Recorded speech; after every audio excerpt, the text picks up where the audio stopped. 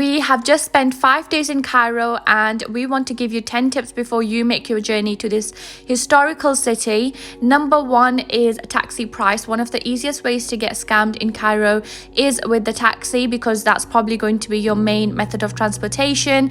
So one way to avoid this is by using apps like Kareem, and also making sure that you discuss the price before sitting in the taxi, and having a friend who can speak Arabic is always a bonus. Number two is outfits. Now, Egypt is a Muslim country, and Cairo being its capital, they are quite strict on the clothing, especially when you visit tourist destinations like the mosques. That could be the Muhammad Ali Mosque or the other mosques in the city. So make sure, especially for women, they cover their arms, and dresses are below the knee, and same for men. Not many people wear shorts, so do beware of that. Next one is personal belongings. Cairo is super busy, and theft does take place here, so do make sure that you're always conscious of where your phone and bags are, and you kind of keep them safe. Keep checking them. We know a lot of people who have experienced losing their belongings or getting them stolen, especially when you're in bazaars like Khan el Khalil. The next one is road crossing. So this is quite a dangerous one actually. There's no traffic light system really in Cairo, and you pretty much just walk through, as you can see here in this video, and that can be quite scary. So do make sure that you're prepared for that, and maybe make sure that you cross with the locals. We often did this when we were crossing, just to feel a little bit more comfortable, but it's still scary. Next one is photography. You will often get people trying to scam you into paying them when you take photography. Sometimes some locals will come up to you and say, can you please take a picture of us, and then they will actually purposely drop their camera while they're getting it back from you. So to avoid that happening, of course, take the sensible steps. And when you're doing photography, maybe try avoid taking like massive cameras. If you do take photography and videography on your phone, it's fine, but when you've got a camera, and especially when you're kind of doing poses as we normally do for Instagram, people will try to approach you and say that you're not doing right, you need to delete the photo and so on. We had that happen to us in the Muhammad Ali Mosque, but we literally just said, well, we're not media, we're taking this for our own use, and thankfully we had a friend who spoke Arabic, so that really helped.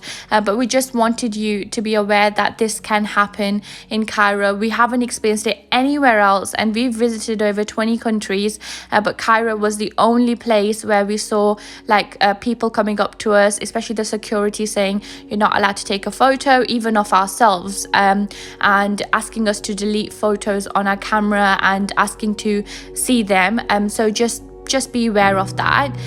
Next is scams. I've already mentioned this a bit, but in Cairo you are unfortunately going to come across scams, especially in places like the pyramids and even the Muhammad Ali Mosque, which is quite sad because it's a religious place, and we just don't understand why this still happens, and why there's no way that the government's doing anything to stop it. But anyway, that's quite a political comment to make, so I'll stay away from that.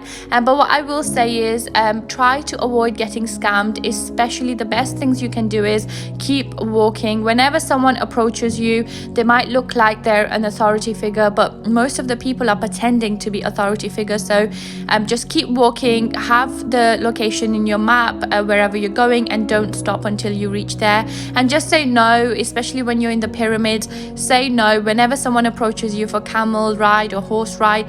Just keep saying no and be very assertive. We were assertive, and thankfully we didn't get scammed, but we know a lot of people get scammed. Another famous scam is actually the water bottle scam, which I will talk about a bit later on. So again, just don't buy water bottles from locals, because they'll often fill it up with tap water, which is quite sad again, but it can make you very sick.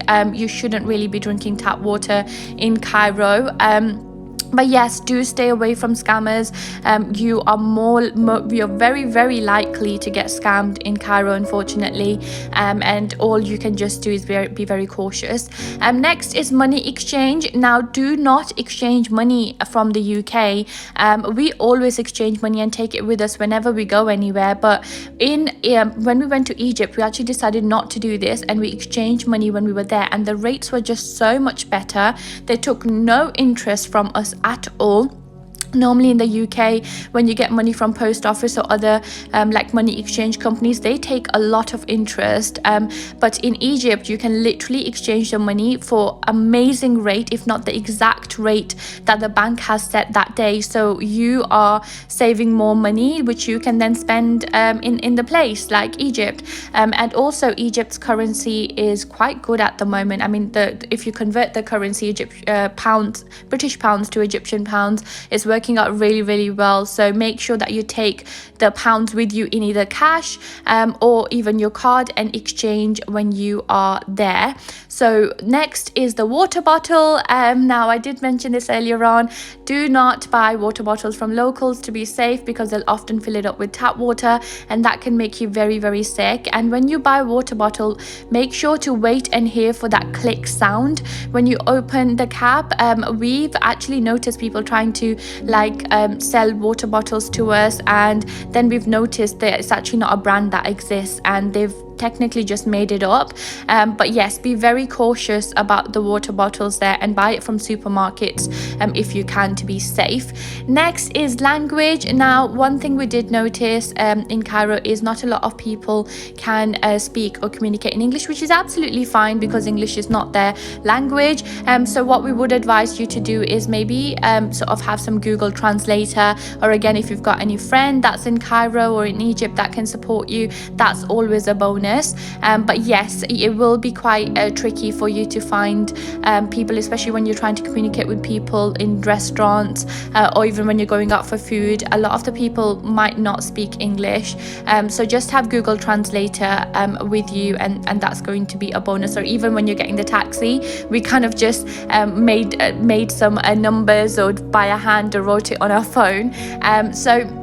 Next up is actually discount cards. In Egypt, you will be able to get discount in many tourist destinations.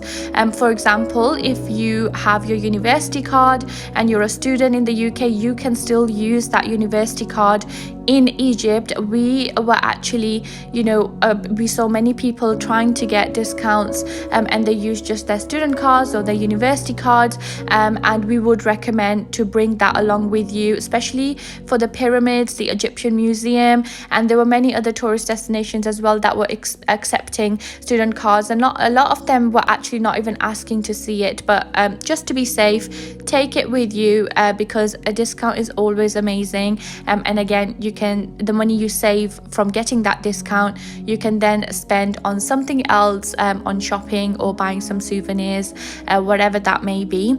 But yes, Egypt is a very affordable place. It is probably one of the most affordable holiday destinations we have been to. So yes, you're not going to be spending a lot of money on attractions anyway, but saving money is always a bonus, as I've said before. If you do have any trouble with the student discount, again with language barrier, make sure to use Google Translator and just show your ID. I believe your ID just needs to have your name and also your picture on the ID. So that's all for our top tips to visit in Cairo. We hope that this was informative for you. Do let us know if there's anything we've missed out, and do remember to like and subscribe to our channel if you enjoyed watching, and follow us on Instagram for regular updates. Take care.